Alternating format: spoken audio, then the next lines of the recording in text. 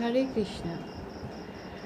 আমি জানি না আমার কথাগুলো তোমাদের কেমন লাগছে, তবে ছোট ছোট কথাগুলো তোমাদের সাথে শেয়ার করতে আমার খুব ভালো লাগছে।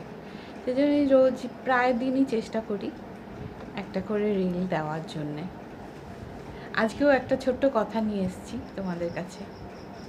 জানি না কেমন লাগবে তোমাদের, প্লিজ কমেন্ট করো কেমন লাগছে। জানো তো, অতিরিক্ত বিশ্বাস আর আস্থা মানুষকে একসময় খুব একা করে দেয়। আমাদের সেজন্য নিজেকে নিজেই সামলানোটা শেখা উচিত। নিজেকে নিজের ভালো রাখার দায়িত্বটা নিজেই নেওয়া উচিত।